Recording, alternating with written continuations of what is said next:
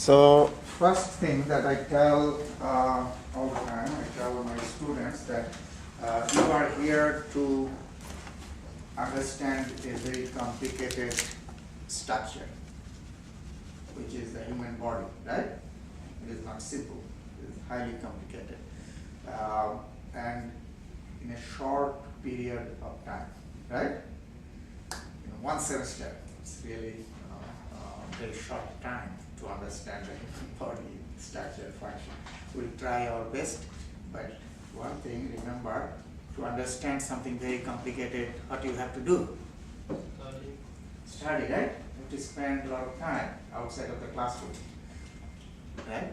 So make sure you spend a lot of time at your home. Okay?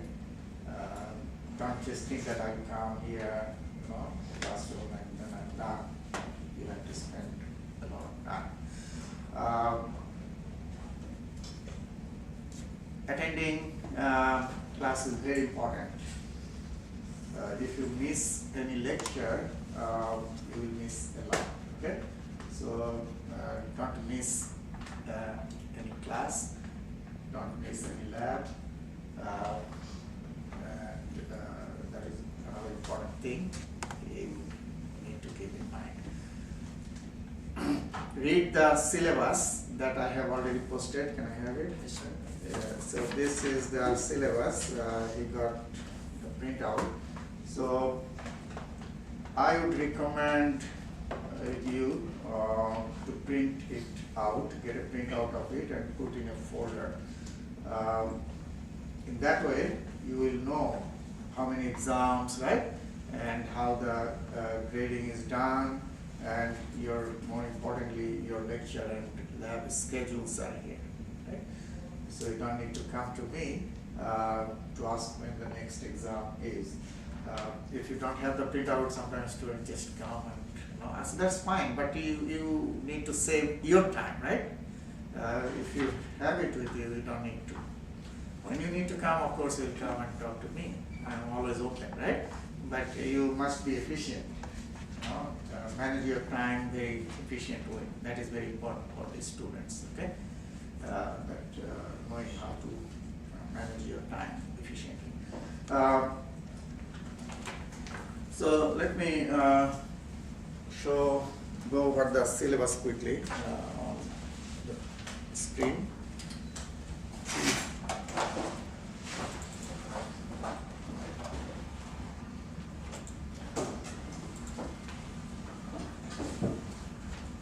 So everybody, take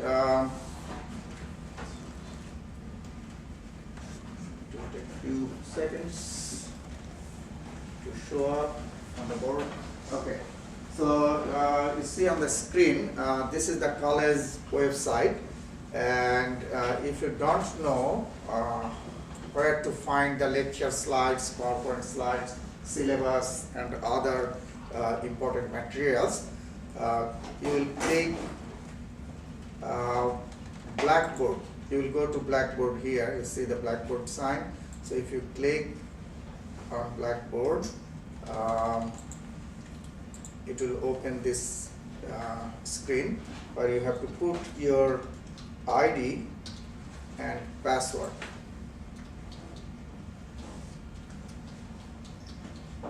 So you must know or create your password, login. After you log in, you will see the list of the classes you have signed up or enrolled in this semester. These are the classes I am teaching. So your site will be very similar. So this is your section by 207301, okay, NP1. So if you click that, it will take you to this page where you will find a number of things in the left side panel. So here you see a number of things. Few things are very important. One is announcement. So you see I have already posted a couple of announcements here. That is one thing you need to check. Syllabus, here. So you'll find the syllabus here. Let me open it and quickly go over.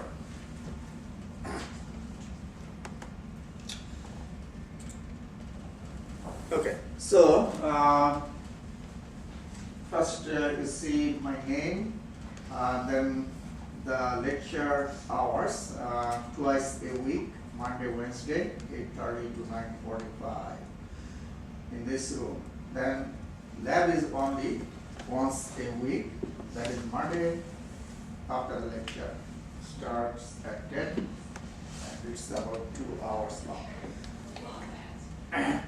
Then my contact information, you see my phone number, that's my office phone number, my email. Email is a very efficient way to, I check even if I am out of my office, not in my office, I can check my email from anywhere.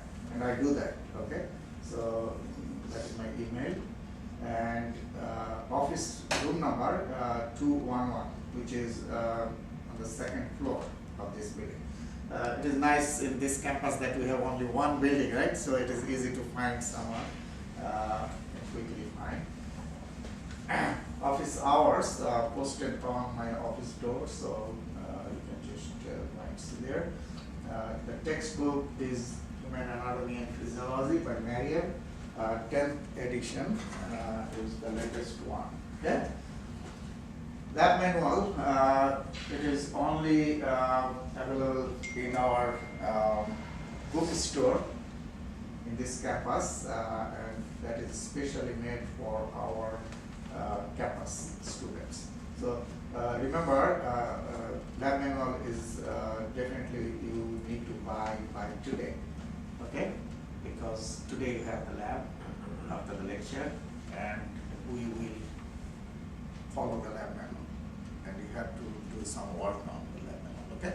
So if you don't have it, after the lecture, you'll get about 15 minutes, go to the bookstore, the first floor, get the lab manual. Make sense? You understanding? Okay.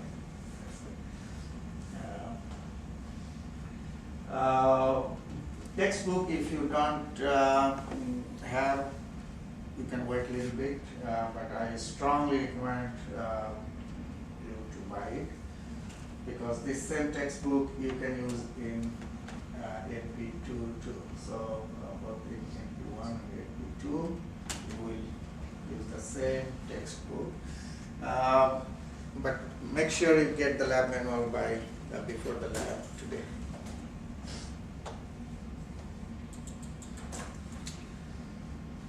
Read the course objective, learning outcome, those things carefully.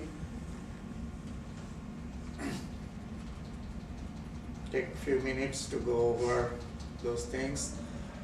Exams, very important. So there will be 5 lecture exams. Points are equally distributed, 100 points in each. So total 500 points, right? 5 lecture exam. And remember, 20% score will come from online open book quiz. Okay? So 80% score will be from face-to-face exam that you take here, and on that night I will post online quiz. So you have to finish, it's time sensitive, you have to finish by next day. I'll tell you the time. You must finish within that time frame. Okay? If you miss, it's missed. Okay, so you need to be careful that you complete it, finish. So after that, I will add your scores together, and that will be your total score out of 100. Okay, 80% from your face-to-face exam here on hard copy, and 20% from online. There are 3 lab exams. Each has 100 points, so 300. So it's very simple, math. It's not complicated. After you finish all the exams, out of 800, your obtained score will be averaged, and that if that between 90 to 100, your grade will be A, 80 to 89, grade will be B, and 70 to 79 C. I don't want to go below that. I hope you will stay within top 2 or 3 at least. I wish you that all of you finish this course very successfully. Okay? Do you have any question? Any questions? No? Okay.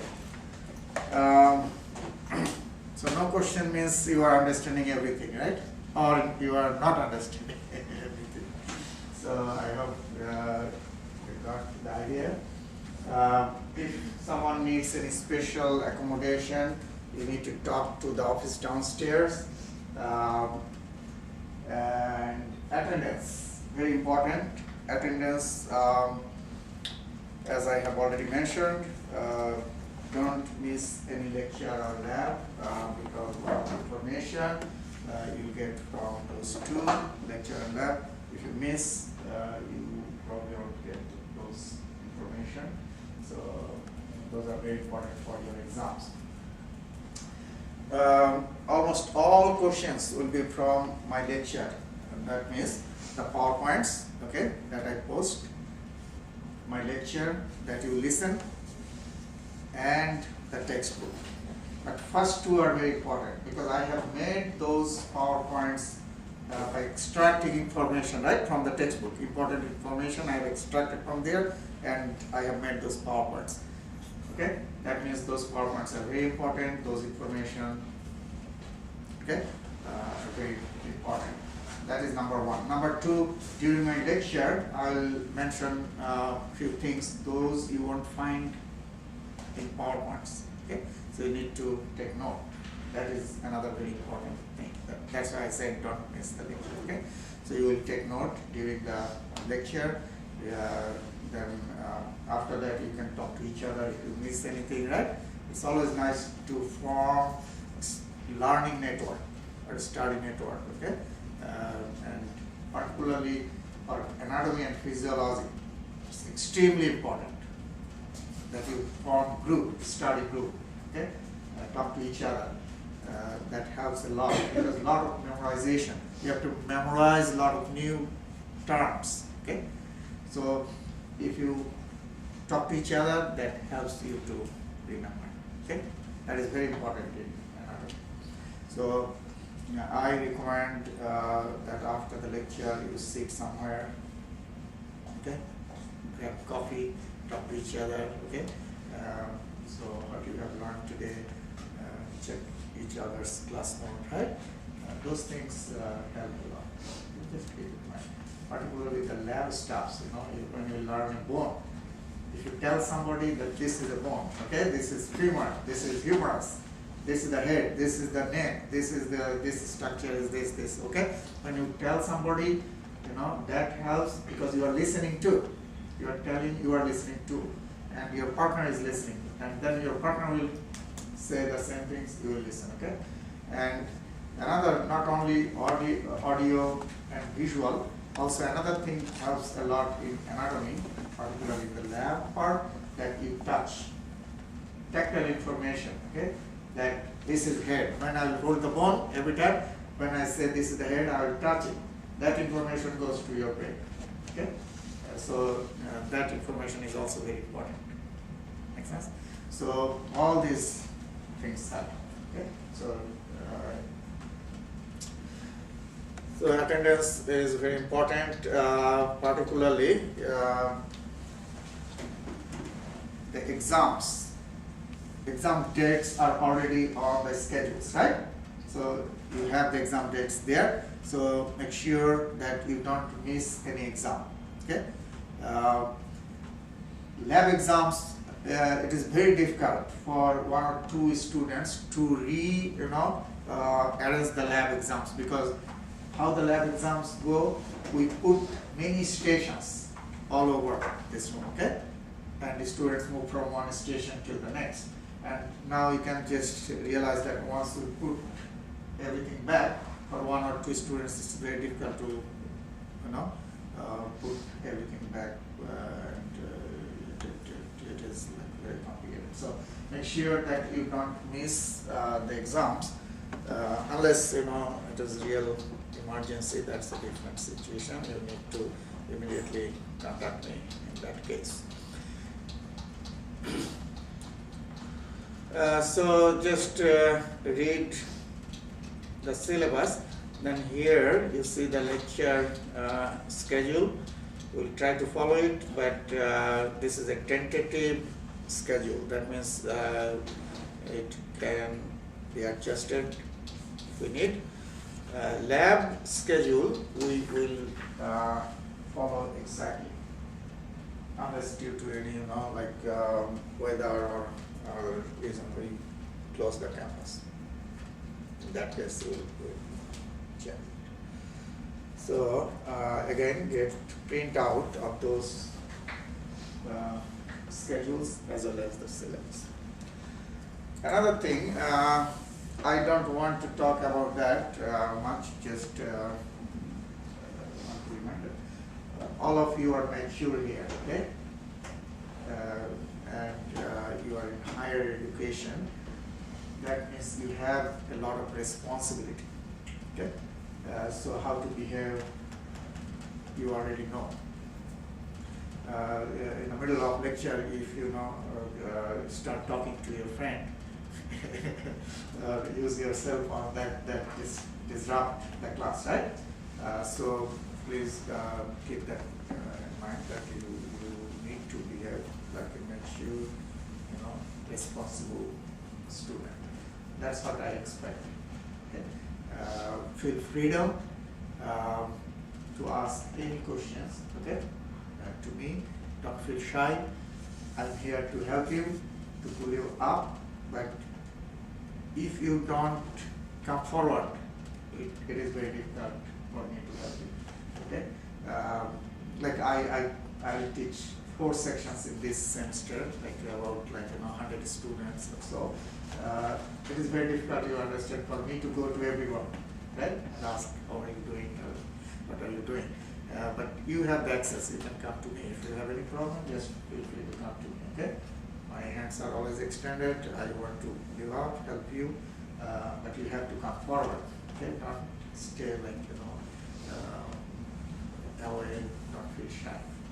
That doesn't help, okay?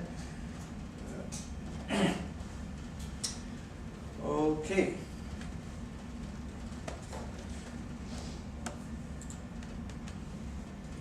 Now, you see here course content. In this tab, I post the PowerPoints. So you'll find the slides, PowerPoint lecture slides, in course content. Okay. So let me open this.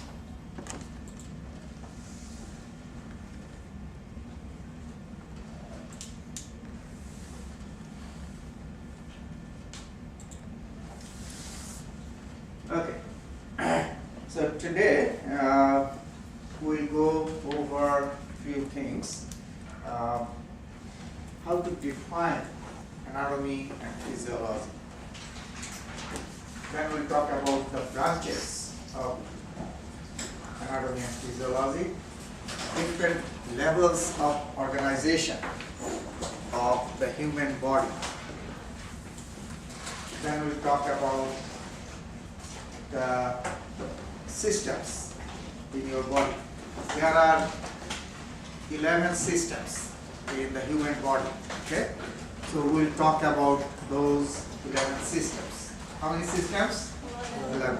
We'll talk about those 11 systems briefly. Just a couple of things we'll focus on. Like your cardiovascular system is one of those 11 systems, right? Urinary system, respiratory system. We'll just see the parts of each of those 11 systems and important functions. Then in your entire NP1 and 2, you will learn about those 11 systems, right? But today, we'll just briefly talk about those 11 systems. You will get some idea. Then we'll talk about necessary life functions and survival need.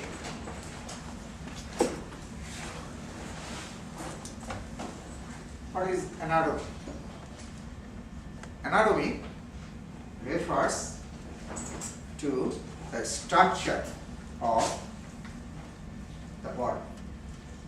So, anatomy deals with the structure.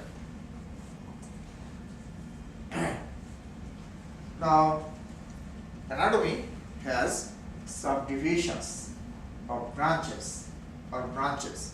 So, what are the important subdivisions? One is called gross anatomy or macroscopic anatomy. Same thing, gross or macroscopic.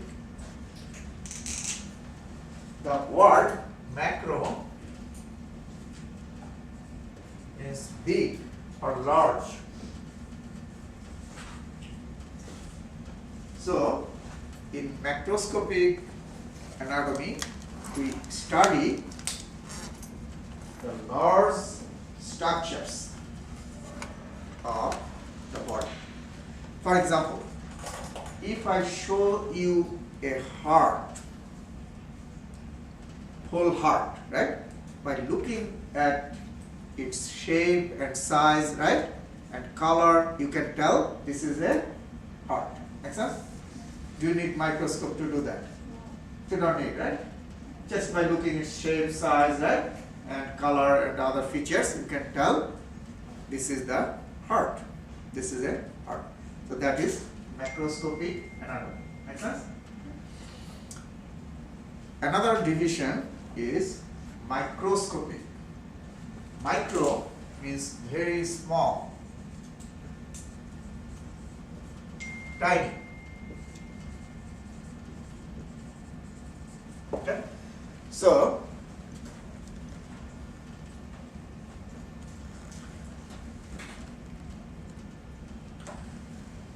I should follow that. Okay, so micro means what?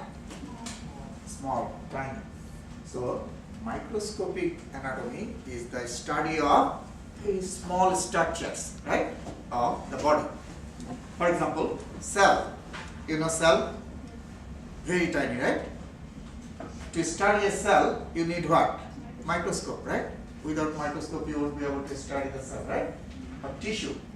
To study tissue, you need to see under the microscope, right? So, that is the microscopic anatomy. We need the aid of the microscope to study it. So, microscopic anatomy, now we can divide into cytology. Cyto means cell, so study of cell under the microscope, and histology. Histo means tissue. Okay, histo means what? Tissue. So study of cell is cytology, study of tissue is histology. Okay, so microscopic is divided into those two sub branches. Another division is developmental anatomy. You know, after fertilization, right? Then fertilized egg starts to what? Grow, multiply, right? To form the embryo. Is it clear? Then embryo becomes fetus, right? So, the study of the changes of the body structures as the body grows, make sense? Is the developmental anatomy. How the heart is being formed, how the partitions, right, inside the heart are being formed, right? You are studying that from the beginning during the growth of the body. That is the developmental anatomy. One branch of it is embryology, that's first 8 weeks. How the body structures are being formed in first 8 weeks, that is embryology. So those are some branches. There are a couple other branches, important branches.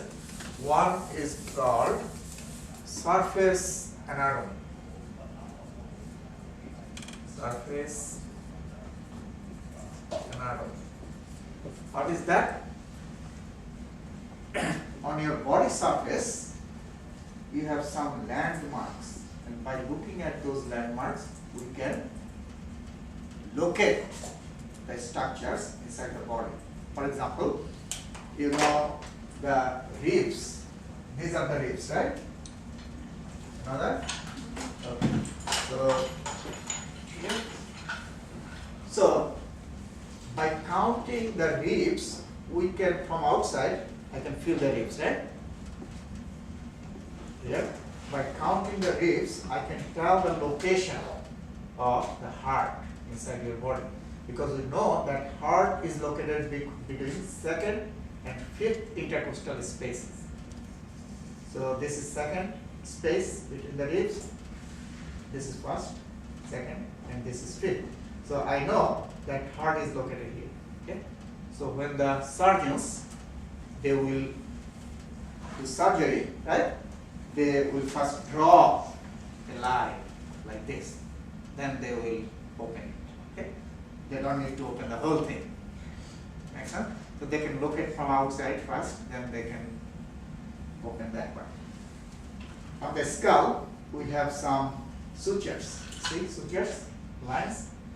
Those are very important surface anatomy, because we have several brain structures. It's a nice name. Okay. So we have, you know, in your brain there are many important structures, right?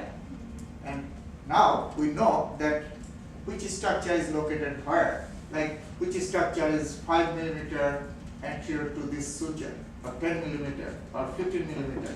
Okay? So by measuring that, we can specifically, you know, go to that structure. Is that clear?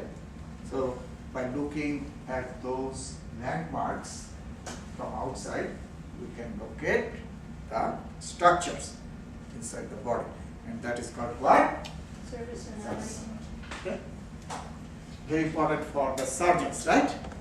Surgeons need to know that. Another branch is called regional anatomy. Regional anatomy. Its name is telling you what is this? Regional anatomy is the study of a particular area. If an anatomist decides that I'll only study the structure of head and neck part of the body, I don't care other parts, okay? Because a lot of things to study here. So I'll only study this part. That is called head and neck anatomy. Make sense? You'll see a big book, head and neck anatomy. There are several. So upper extremity, if someone decides I'll only study the upper and lower extremities, the structures. So that is regional anatomy. Okay.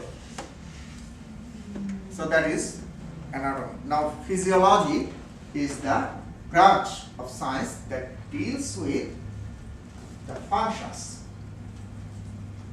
So anatomy deals with the structures, physiology deals with what? The functions. Is it clear? Now, remember one thing. When we say functions, what kind of functions? Normal functions, not abnormal functions. So physiology refers to the normal functions of the body. What kind of function? Normal. Is it clear? Now, if I take your heart rate, what is the normal heart rate? 70 to 80 beats per minute, right? That is normal or abnormal? Normal in adult healthy person, right? That is normal. Now, that is physiology. That is normal function of the heart, right? If we record that and see that 70 to 80, we will say that is the normal function of the heart. That is physiology. Now, if you take someone's heart rate or pulse, give them resting condition and see the person is sitting quiet and you see the heart rate is 200 per minute. Is that normal? That is not normal anymore, right? So that is beyond physiology. Make sense? And that is called pathology. So pathology is the abnormal function and physiology is what? The normal function. Is it clear? So that is the difference between physiology and pathology.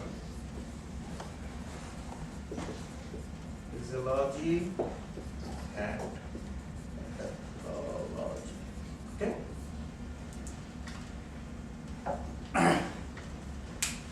So pathology is diseases. If we see someone's heart rate is 200 in normal resting condition, that is not normal, that is abnormal, that is clinical, right? You have to go to the doctor and take medicine to fix it, right? So that is pathology.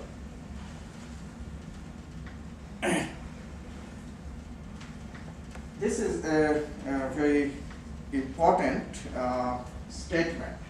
Function always reflects structure. That means physiology reflects anatomy. Make sense? Structure is anatomy, function is physiology, right? So you see, physiology and anatomy are closely tied together, working together in your body. Make sense? Example, this is what? This is a joint, right? And you see, in this joint, the end parts of these bones have different structures. Make sense? Different structures. And structure is anatomy, right? Why these structures are here? To perform specific function, helping specific function. What is the function? Movement, right?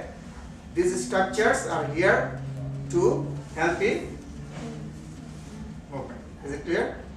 That's why these structures are designed like that, right? Here you see the ball, right, and socket.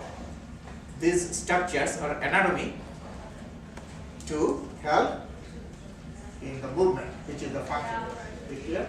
So always you will see that your heart has 4 chambers, right?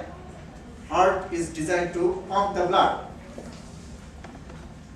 and receive the blood, right? So pump the blood out, and when it expands, blood comes back, right? And there are 4 chambers in human heart, right? 2 are for oxygenated blood, 2 are for deoxygenated blood. That's why there are 4 chambers. The structure is like that, right? To separate the oxygenated and deoxygenated blood, right? So structure is to perform function. So all body structures are designed to perform specific functions. Levels of organization, from the smallest to the largest. You need to remember this in correct order, from smallest to largest or largest to smallest, in correct order. If I ask you in the exam, you need to answer. So the smallest is the chemical, and in chemical level you have atoms and molecules. So those are the smallest. Then next upper level is the cellular. Cellular level indicates cells and their organelles. So cells and the organelles belong to cellular. What are the organelles? Organelles are the structures inside the cell. You know, nucleus, right? Endoplasmic reticulum, Golgi apparatus. Have you heard those names? Ribosomes, centrioles. So those are the organelles. Then many similar cells join together to form a tissue. Similar cells, many grouped together to form a tissue. So tissue is one step higher or larger.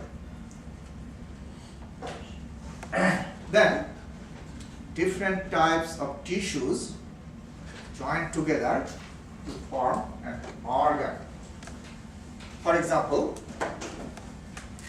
your artery is an organ. So this is the artery, and if you see the wall of the artery, it has at least 3 different types of tissues.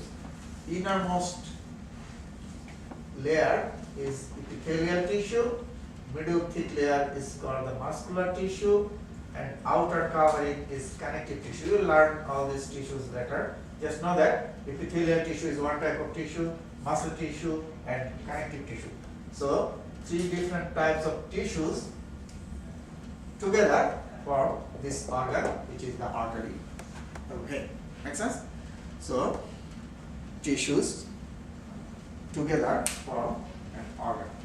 Then organs join together or work together to form a system. Now, for example, how many systems we have? 11, right? Remember I mentioned before? So let's talk about a couple of those, how the organs form a system. Cardiovascular system, right? One of those 11. Cardio means what? Heart. And vascular, blood vessels, right? So blood vessels, what are the blood vessels? Arteries, veins, capillaries. Okay? So you see, in this system, cardiovascular is a system, right? It has different organs, right? Heart is the main one, and arteries, veins, capillaries. Respiratory system, another important system, right? So what are the organs? Your nose, right? Larynx, pharynx, trachea, lungs, right? So those are the organs of the respiratory system. Now, they are working together or separately? Together, because nose is to take the air from outside to inside, right? Then the air tubes like trachea or larynx, right? They are helping you to take the air all the way to the lungs. Make sense? If they don't work, your lungs will not be able to function. Make sense? Your lungs will not get the air, will not be able to work, right? So those organs must work what? Together, jointly, right? To perform the function. Is it clear? Then 11 systems together form the whole body, which is called the organism. So organism is the whole body. So those are the levels. In this picture, you can see those different levels of organization. From top left, atoms and molecules belong to chemical, then cell and the organelles belong to cellular, then tissue, then organ, then system, and then the whole body, the bottom line. Okay, so now I'll go over those 11 systems, okay? And I will focus on 2 things. We'll focus on 2 things. Important parts of each organ, each system, and few important functions. Just only those 2 things, okay? Make sense? Don't get bored. It is kind of, like long slide. So,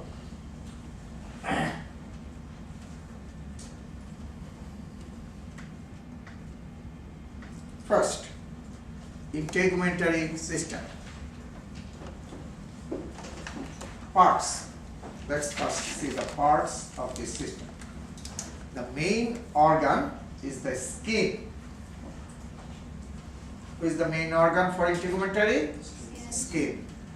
And other structures are hair, nail, and glands of the skin. Not all the glands of the body. Glands of what? Skin. skin has glands. So those are accessory structures or other structures of a tegmentary system. Glands of the skin are what? Sebaceous glands, right? Sweat glands. Have you heard sweat glands? So those are the glands. So those are the parts. Now, important functions.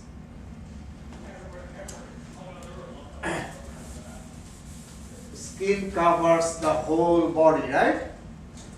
And by covering the whole body, your skin protects the internal structures of the body. Make sense? It covers the whole body, and by doing that, it protects your internal structures. So if something is from outside, your skin will take that hit, right? First to try to stop. If any microorganism tries to invade, skin will stop it. Make sense? So that is protection. Very important function. Synthesis of vitamin D. Your skin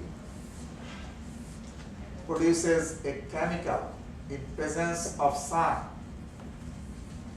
So when sunlight falls on the skin, your skin produces a chemical that is called cholecalciferol. Yes. Very important. Cholecalciferol, which is a precursor of vitamin D. That means inactive form of vitamin D. Inactive vitamin D. Your skin produces that. And then it goes to the kidneys. So blood takes it from the skin to the kidneys. Inside the kidneys, this cholecalciferol is converted to calcitriol. That is converted to calcitriol, which is the active form of vitamin D. So in the kidneys, it is converted from inactive to active form. Is it clear? So who is inactive form? Cholecalciferol, right? Who is the active form of vitamin D? Calcitriol. Make sense? And who converts? Kidneys. Now the question is, why it should go to the kidneys, not to the liver, not to the heart? Why? Because kidneys have something that converts it, right? So that converting enzymes are present in the kidneys. Okay? So kidneys have converting enzyme that converts cholecalciferol to calcitriol. That's why it should go to the kidneys.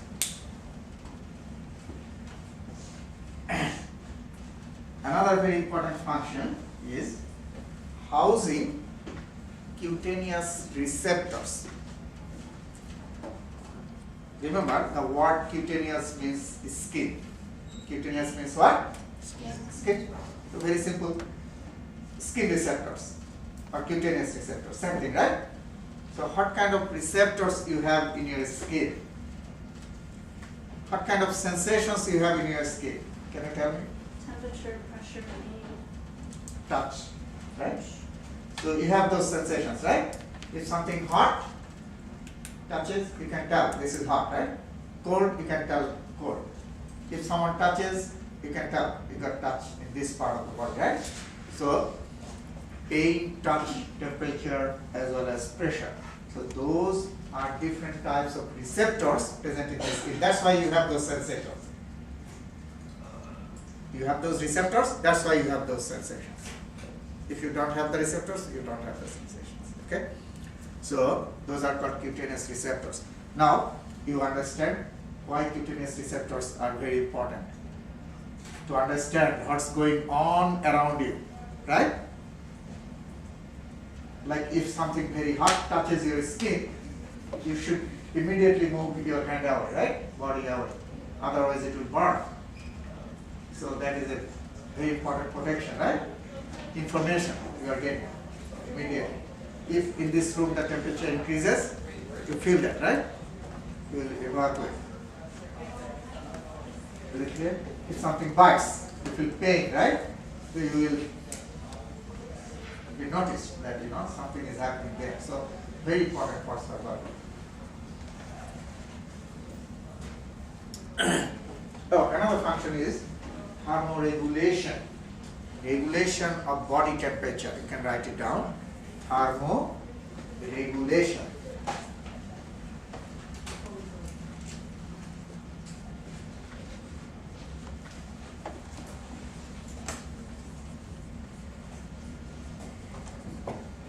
Or regulation of body temperature.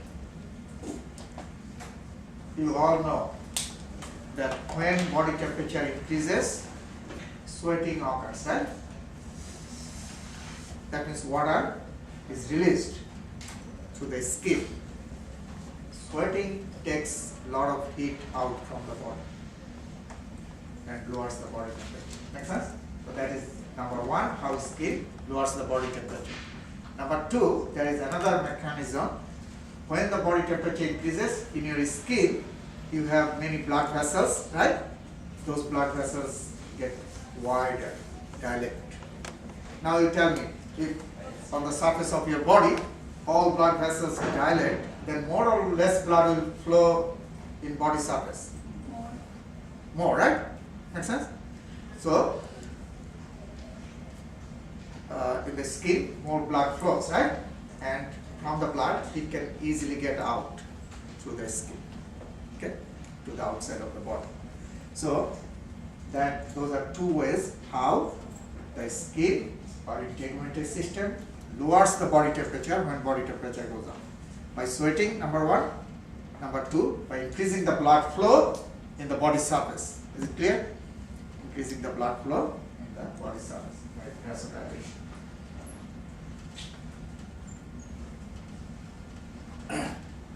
Okay, so you can write it down. I may ask questions from this slide. What could be the questions? Now the question is, what kind of questions I can ask from here? I can ask, with the help of sunlight, skin produces what? What kind of vitamin D? Active or inactive? Inactive. What is the name of that inactive vitamin D? Cholecalciferol. Right? So you see, what are the questions I can ask? Then, since it is inactive, it should go where? To the kidneys. And why to the kidneys? Because kidneys have enzymes, right? Converted. And it is converted to calcium, triol. Make sense? Which is active or inactive? Active. Vitamin. Make sense? So you see, there are 4 or 5 questions I can ask from here. And I will at least one of this. Is it clear? So you need to know those things. If I ask you what are the parts of the integumentary system, the main organ is the skin, right? And other accessory structures are hair and nail and glands of the skin. Yeah, glands of the skin, right? Okay. What are the functions? Number one, I said protection, and very simply you all understand, right? By covering the body, it protects your body, internal organ. Number one. Number two, what? Synthesis of vitamin D. Number three, housing cutaneous receptors, and another one, thermoregulation, right? Regulation of body temperature. The last thing I can ask from this slide is 2 ways skin lowers the body temperature. One is by releasing what? Sweat, right? So the skin. Number 2, by increasing blood flow, right? The body surface. Make sense? So these are the important take-home information from this slide. A lot of information, right? But if you understand and spend time, you will be able to answer. Skeletal system. This is the skeletal system of the body. This whole thing. Okay, the skeleton. So, if I ask you what are the structures in this system, main structures are what? Bones. right? You have also cartilages, right? And bones form what? Joints, right? So you have joints here, bones here, cartilages here, right? Together form the skeletal system. Is it clear? Okay. Now, functions. This whole structure, skeleton, is supporting your body. Whole body is supported by this. You all know that, right? The body is supported by a skeletal system. So support is number one. Protection, number two. Now let me give you a very simple, very nice example of protection. Inside this you have what? The most important organ of the body, which is the brain, right? And these bones are protecting the brain, right? So your skeletal system protects important organs of the body. Is it clear? Which structure is here? Eyeball, right? Eyeball is here, right? You know that. So your bones are protecting the eyeball, right? Surrounding bones protecting the eyeball. Your nose, your mouth structures are being protected by these facial bones. Which organ is here? Heart is being protected by ribs, right? So those are the examples. So support, number one. Protection, number two. Movement by forming joints. Your bones or skeletal system help in the movement of the body parts. Without joints, you won't be able to move the body parts. And number four, storing vitamin and minerals. In your bone, you have plenty of not right vitamin, storage of minerals. In your bone, you have plenty of minerals, particularly calcium. You know, when bones get weak, doctors tell you to do what? Okay? Calcium, right? Calcium, quaternary sulfate or calcium phosphate, because those are the minerals heavily present in the bone. So, storage of minerals. And last one, number 5, is production of blood cells. Inside the bone, you all know that you have red bone marrow, right? Bone marrow, have you heard that? And that is the primary site for blood cell production. Bone marrow produces blood cells. So those are the functions of the skeletal system.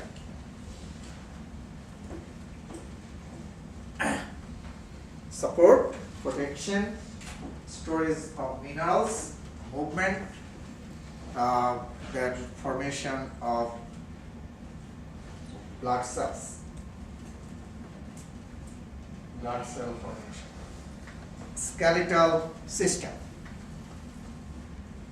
consists of the skeletal muscles. Sorry, the muscular system.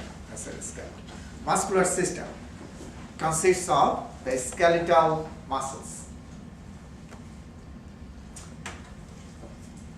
Skeletal muscles are the muscles attached to the skeleton or bone.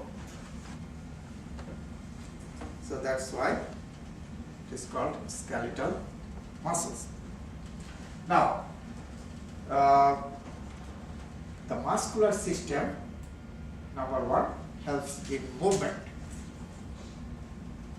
Because to move the bones and the joints, you need muscles, right? You know that without muscles, bones will not move at the joints. So the sentence is, muscles help the bones to move at the joints. So you need both muscular and skeletal systems to move the body parts. Facial expression, maintaining posture and production of heat. In your face, you have tiny muscles, What are the facial expressions? Happy face, right? Sad face, angry face. By looking at someone's face, you can tell that person's expression, right? Is he happy or angry? Yeah? So those are given by those tiny muscles in your face. So that is one. Another is those facial muscles also help, some of those help in the movement of the jaw. You know that is not listed here. Mandible, right? Movement of the jaw. And by moving the jaw, we do what? Masticate. Masticate, chew the food, right? Very important. Right? Swallow the food. So those, and also we speak, production of speech, right? Without moving the mandible, we won't be able to speak. So those are also important functions of your muscles. Make sense? And then production of heat. Production of heat, you all know, if you get hypothermia, if your body temperature drops, right? What happens? Shivering, right? See that? Shivering occurs. To do what? When shivering occurs, skeletal muscles are moving, right? In high frequency. That produces what? Heat. So that shivering occurs to help you, right? By producing heat to elevate the body temperature. Get the body temperature. Make sense? So those are the important functions of the muscular system. Nervous system. The most important system of the body. Why it is called the most important system? Because it controls the other systems of the body. It controls the functions of the other systems of your body. That's why the nervous system is called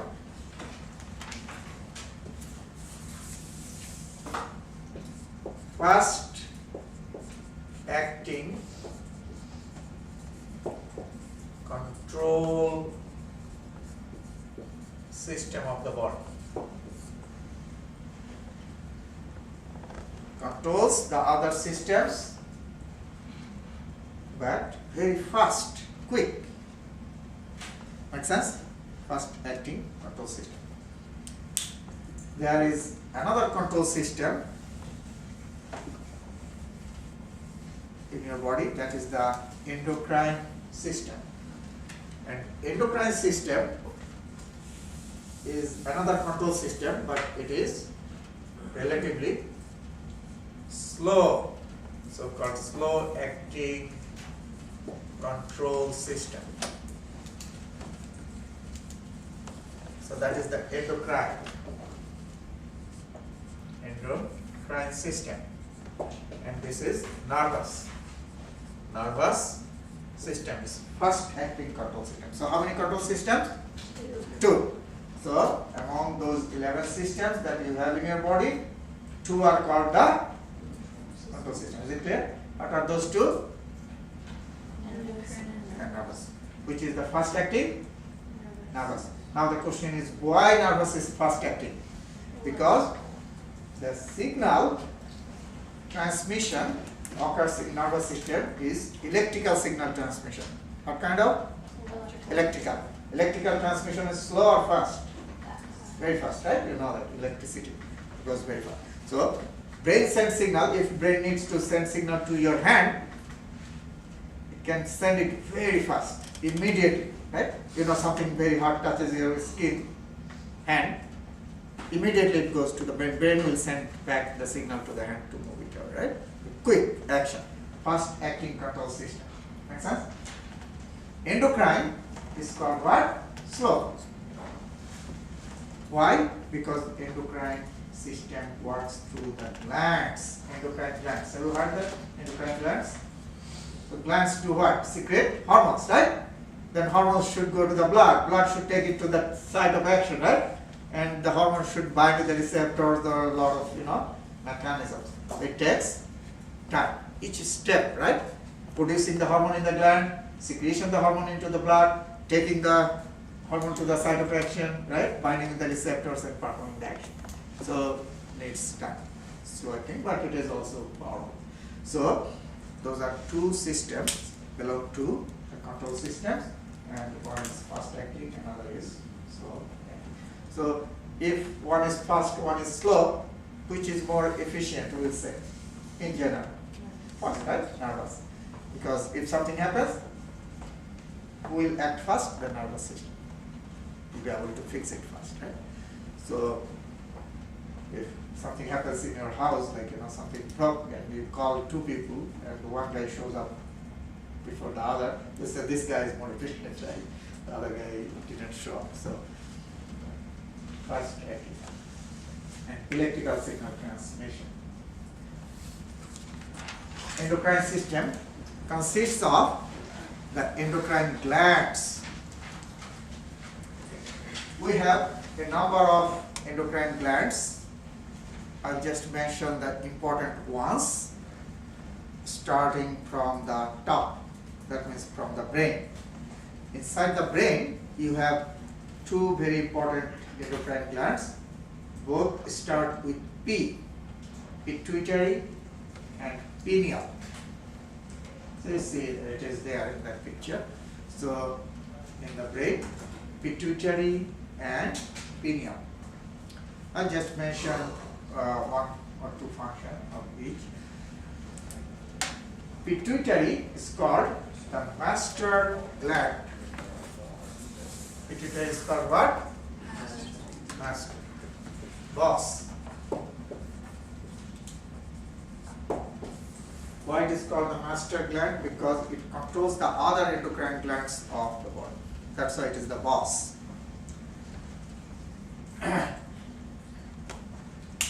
So the function is controlling other endocrine glands. Pineal. Pineal gland has a couple of very important functions. I'll just mention those two. One is pineal gland produces a chemical that is called melatonin.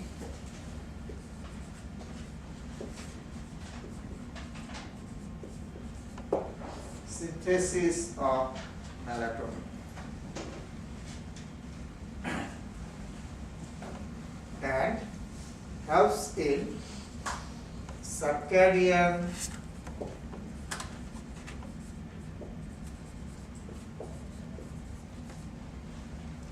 rhythms. Helps in circadian rhythms. Anybody knows what is circadian rhythm? Yes.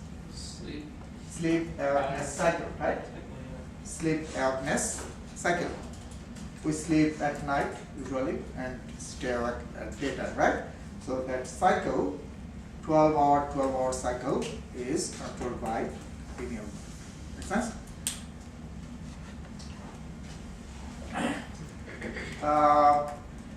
If you go down the front of the lower part of the neck, this is the neck, so the lower part of the neck here, you have an important gland that is called the thyroid gland.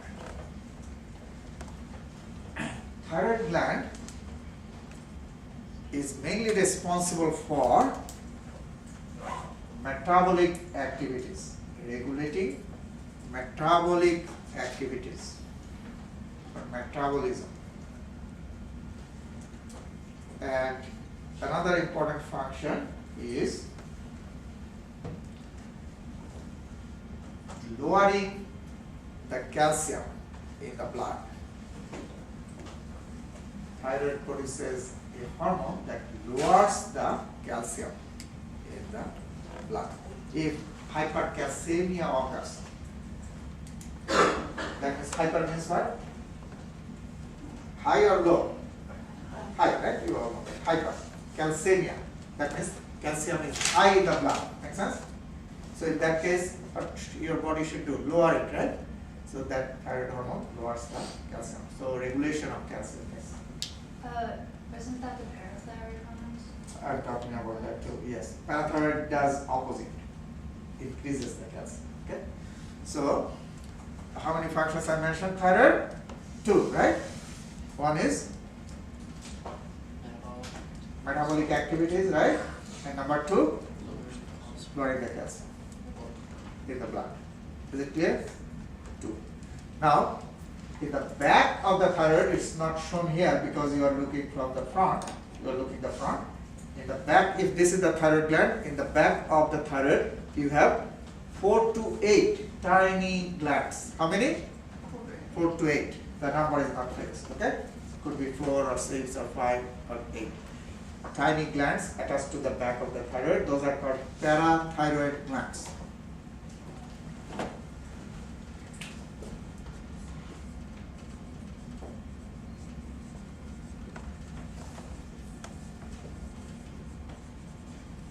Okay? Attached to the dorsal surface or posterior surface or back of the thyroid gland. How many? 4 to 8 in number. And parathyroid glands are very important because parathyroid hormone increases the calcium in the blood. So thyroid hormone lowers, right? And parathyroid hormone elevates or increases. Is it clear? So by the action of thyroid and parathyroid hormones, your blood level of calcium is maintained, right? If it goes higher, then thyroid hormone will lower it. If it drops, then who will elevate it? Parathyroid hormone. Is it clear? So both are needed, right? To keep it in normal concentration. Is it clear? Okay. Then if you go a little bit down here, in the upper part of thorax, chest, you have a gland here that is called thymus. Thymus is located here, and this gland is interesting in very early stage of life. In infants, if you see thymus, it occupies almost whole upper part of the chest, thorax, okay? Like this big. And gradually it shrinks. And in adults, it becomes like this size. So now, why in early stage of life, the gland, thymus, is so big? Because this gland is responsible for immunity, defensive functions, immunity. And in infants, the immunity is not yet developed in the body, right? It takes time to grow immunity in the body, right? So in infants, since the body doesn't have enough, immunity, so thymus need to work more to support the body. Make sense? Now, as our body grows, immunity develops, right? And thymus does less function and shrinks. Okay? So that is the thymus. Now, if you go down, on the top of the kidneys, how many kidneys you have? 2. So on the top of your kidneys, this is the kidney, the top, like a crown. You know the crown? Have you seen the crown of the Prince of England? So the crown, right? Like a crown on the kidney, you have gland that is called adrenal gland. So you have 2 kidneys, that means you have 2 adrenal glands, right? And adrenal glands are also known as suprarenal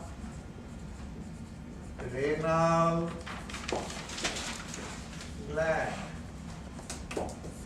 Supra means what? Above or below? Above. Renal means kidney, right?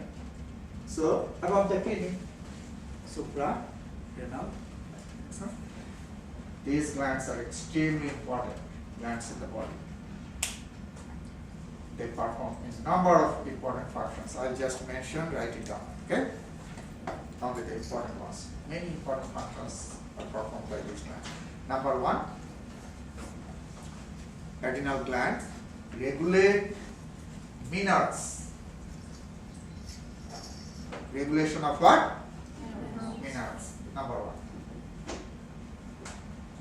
Number two, metabolism of glucose. Glucose metabolism. I'm going slow so we can write. Okay. Number three, strong anti-inflammation. Strong anti-inflammatory function.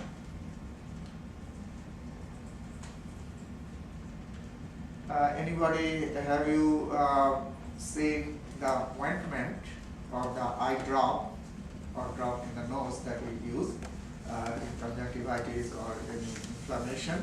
We use the ointment. If you read the tube, you will see hydrocortisone, 0.2% or 2% or 1% hydrocortisone. Have you seen that? That is actually one type of adrenal hormone that it has strong anti-inflammatory action. You know, if you put it in your eye, the redness goes out, right? If you put a couple of times, that ointment, it is very strong action, anti-inflammatory action. So, cortisone, those are synthesized from the adrenal hormone, particular adrenal hormone. It's a strong anti-inflammatory action. Then another important function is production of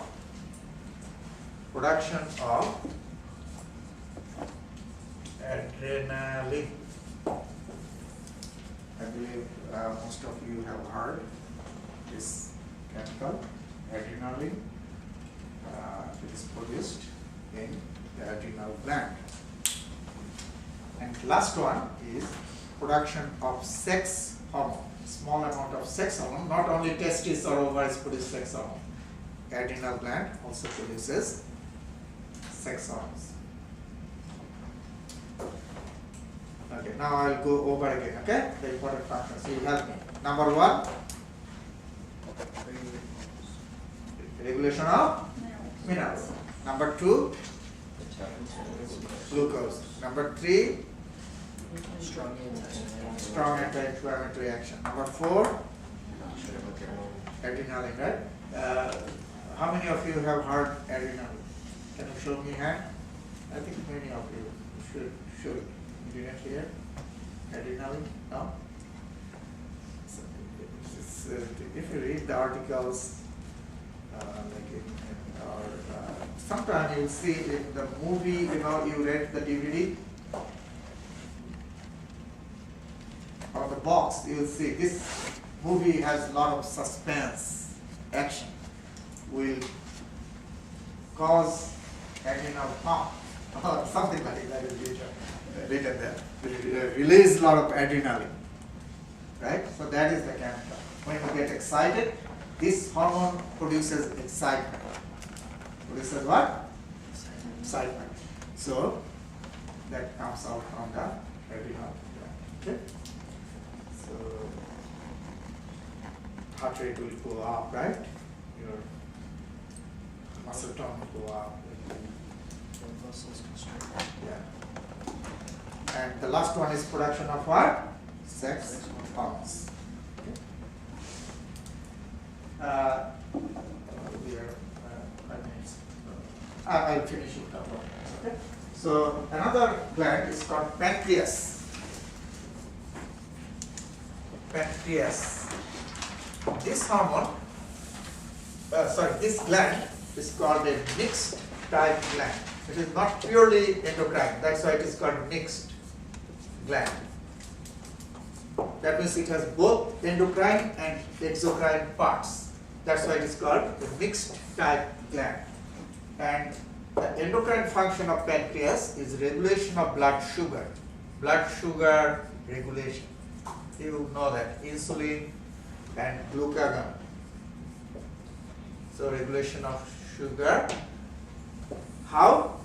Pancreas produces two hormones. Insulin is one, you all know, and glucagon.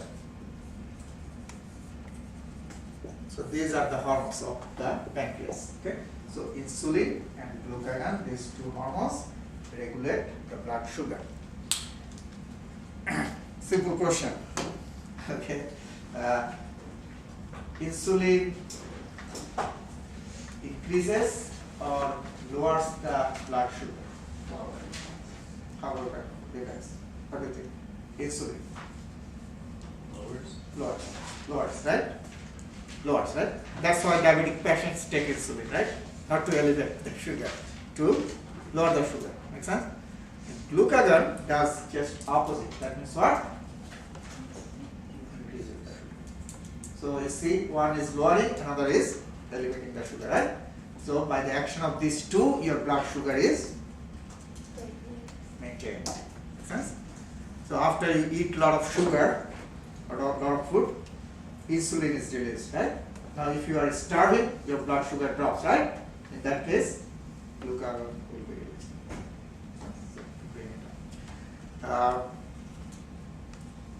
The last are the gonads. Gonads are testes and ovaries. Male gonads are what? Testes, okay. And female gonads? Ovaries, okay? So different in male and female these gonads. And production of sex hormones. Male sex hormone testosterone, female sex hormone estrogen, progesterone, right? The sex hormones produced by the gonads, testes and ovaries. Testes and ovaries have other very important functions, right? Reproductive function, but we are not talking about that. We are talking about endocrine, right? So those are the hormones. Okay, so let's stop here today. We will start from this side. Cardiovascular. We'll talk about that.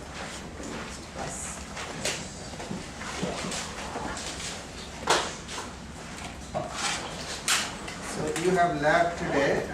Take 15 minutes break. As I told you, everybody needs the lab manual.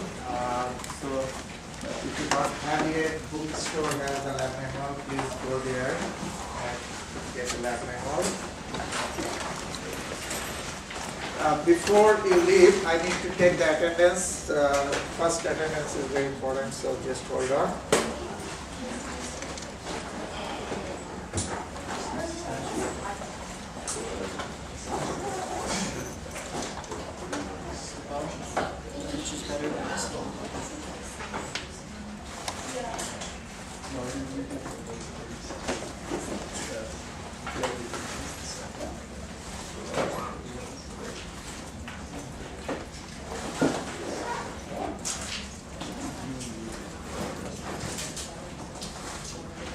Okay, Sarah,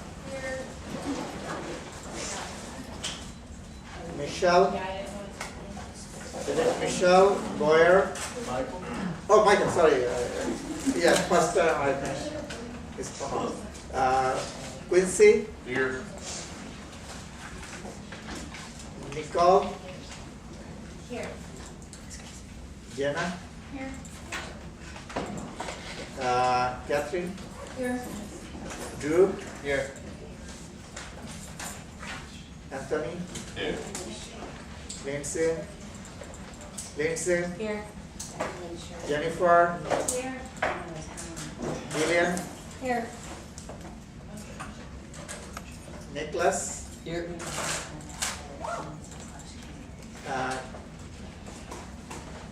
Kaylee, Here. Kaylee Marshall, Yep. Here. Caleb, Here.